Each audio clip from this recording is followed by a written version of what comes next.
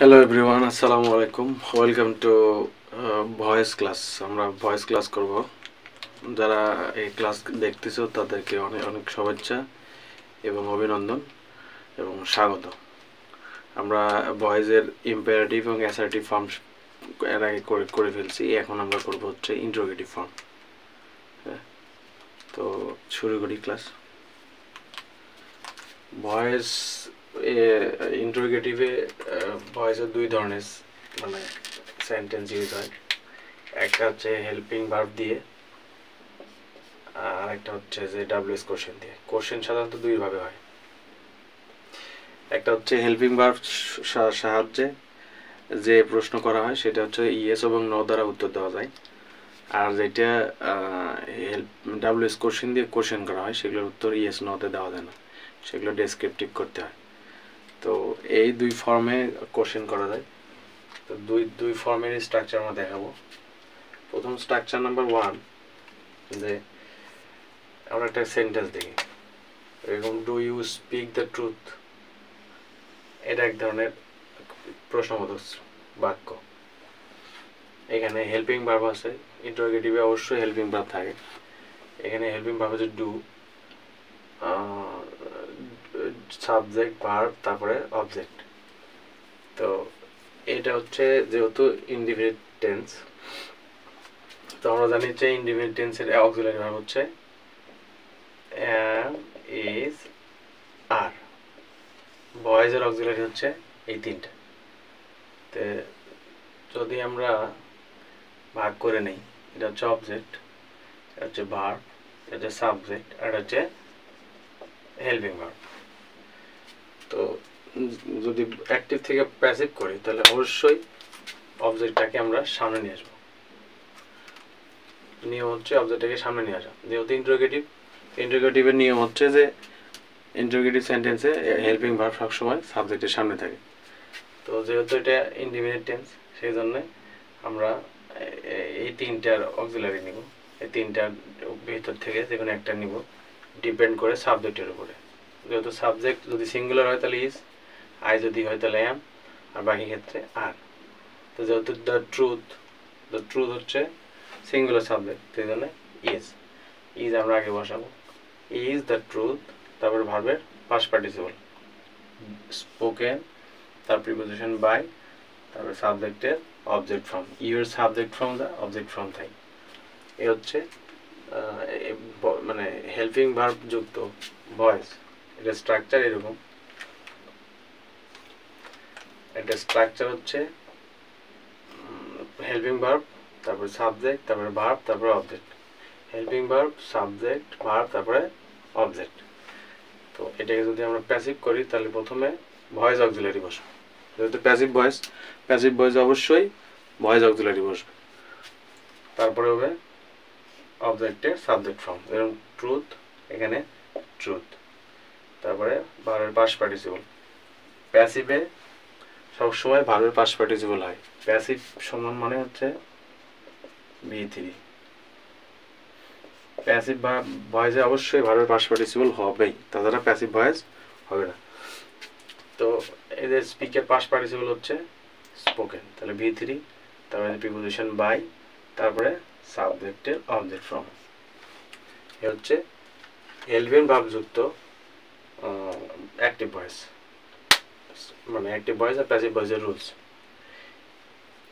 এটাকে এরকম আরও যদি সেন্টেন্স লিখি, এটা এখানে যদি লিখি অ্যাক্টিভ ভয়েসে,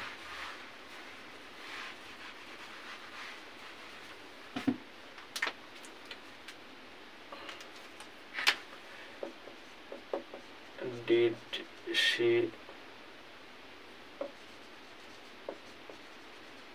কল ইউ, সে কি তোমাকে কল দিয়েছিল। যদি প্যাসিভ করি তাহলে অবজেক্টটা আগে নিব।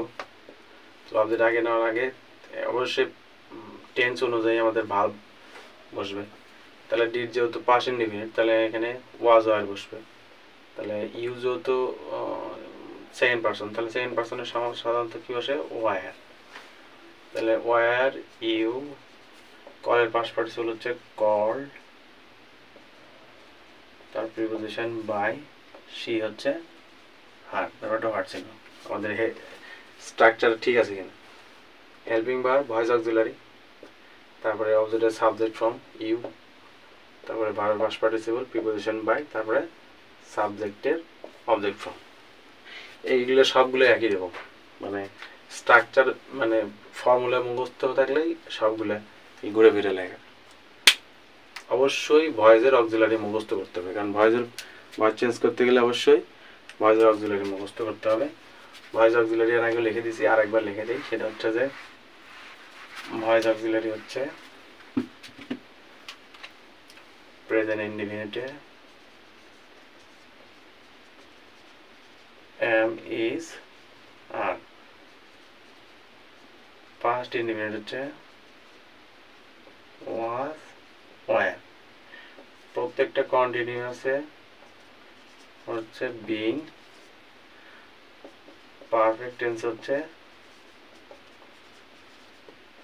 been, আর মডাল যদি হয়, মডাল হলে মডাল প্লাস বি। এই হচ্ছে ভয়েস অক্সিলারি। এটা অ্যাসার্টিভও যা, ইন্টারোগেটিভও তাই, সব ক্ষেত্রে তাই।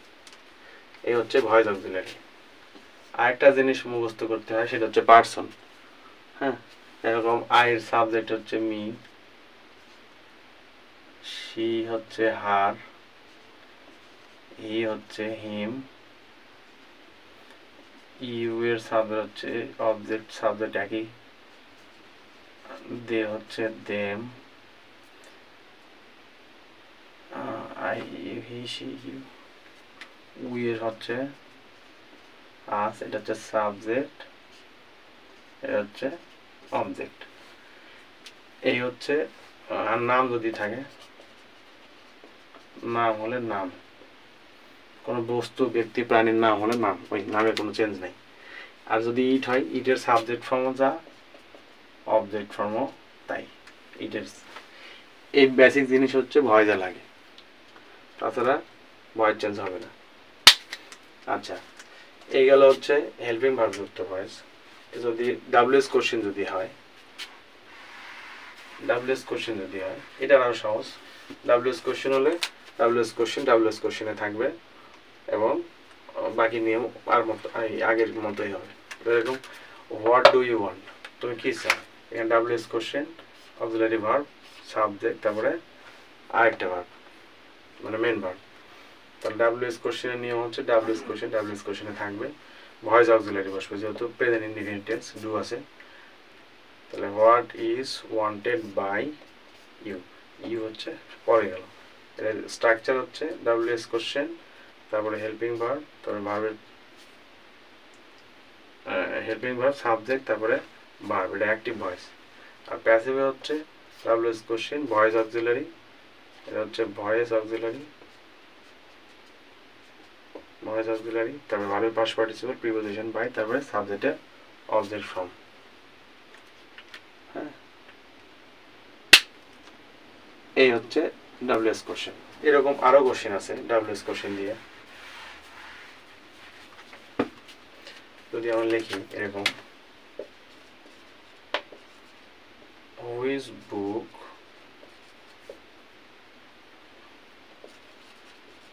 ডাজ শি রিড, সে কি বই পড়ে।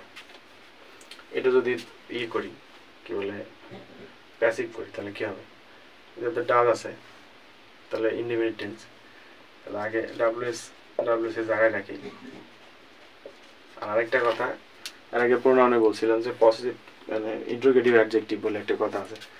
এই হুইচ সাধারণত একলা বসে না, সাথে একটা নাউন নিয়ে বসে। তাহলে যেহেতু এই একলা বসবি না, তাহলে বাবা তোমার যার সাথে বসা লাগে তুমি তাকে নিয়ে বসো, থাকে এখানে। তাহলে হুইচ বুক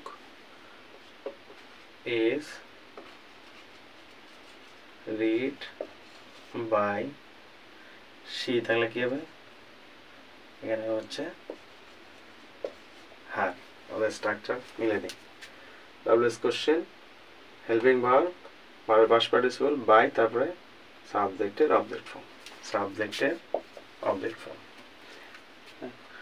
যদি হোয়াটের পরে যদি নাউন থাকে ওই এখানেই থাকবে, হুইচের পরে যদি নাউন থাকে ওইখানে থাকবে।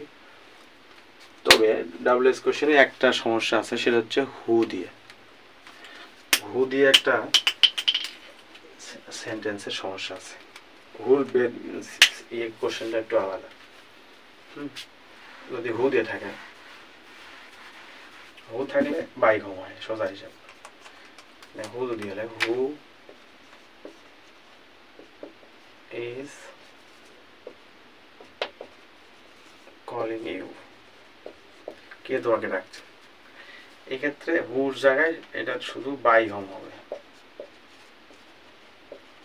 বাই হোম, তাহলে আগে নিয়ে আসে আর ইউ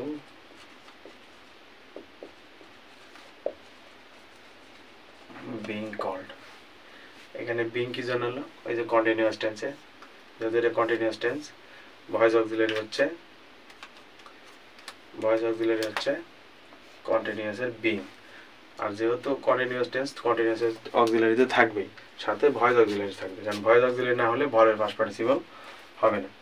তো হু যুক্ত সেন্টেন্সগুলোর জন্য হুর পরিবর্তে বাই হোম, আর বাকি নিয়ম আগেটার মতোই, হেল্পিং ভার্ব, তারপরে অবজেক্টের সাবজেক্ট, তারপরে আরেকটা যদি হেল্পিং ভার্ব থাকে তাহলে বসবি, তারপরে ভার্বের পাস্ট পার্টিসিপল বসবি।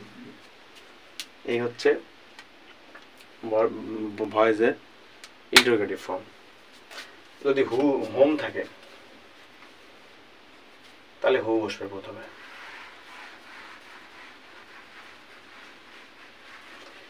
যদি এরকম থাকে হোম ডু ইউ লাইক, তুমি কাকে পছন্দ করো, তাহলে এক্ষেত্রে বসবে হচ্ছে who is liked by you. Whom থাকলে হু হয়, হোম থাকলে হু বসবে। আর হু থাকলে হোম বাই হোম বসবে, আর বাই হোম যেহেতু বসে সেই জন্য আর বাই পরে দেওয়ার দরকার পড়ে না। এই হচ্ছে সিম্পল ভয়েসের রুলস। ভয়েস দেখে মানুষ ভয় করে, আসলে কিছুই না, এই সব দেওয়াই থাকে, খালি হেল্পিং ভার্ব মুখস্থ করা আর ভার্বের পাস্ট পার্টিসিপল মুখস্থ করা। আর অবশ্যই ভয়েস সেন্সে প্যাসিভে অবশ্যই বাই বসবে, অবজেক্ট সাবজেক্ট হলে, সাবজেক্ট অবজেক্ট হলে। তো সেক্ষেত্রে অবশ্যই এই কিছু বেসিক জিনিস মুখস্থ করা লাগবে, তাহলে ভয়েস করা সম্ভব। আর কারণ পরীক্ষায় ভয়েস থেকে একটা কোশ্চেন থাকবে, এটা ইম্পারেটিভ থাকুক আর অ্যাসারেটিভ থাকুক আর ইন্টারোগেটিভ থাকুক, অভাগ্য বললে দুইটা বসতে পারে। তো এই হচ্ছে ভয়েসের রুলস। আর যদি কারো কোনো সেন্টেন্সে ভয়েস চেঞ্জের সমস্যা হয় অবশ্যই নিচে কমেন্ট করে জানাবো, আমি সেটা সলভ করে দেওয়ার চেষ্টা করবো। সেই পর্যন্ত ভালো থাকো, সুস্থ থাকো, ধন্যবাদ।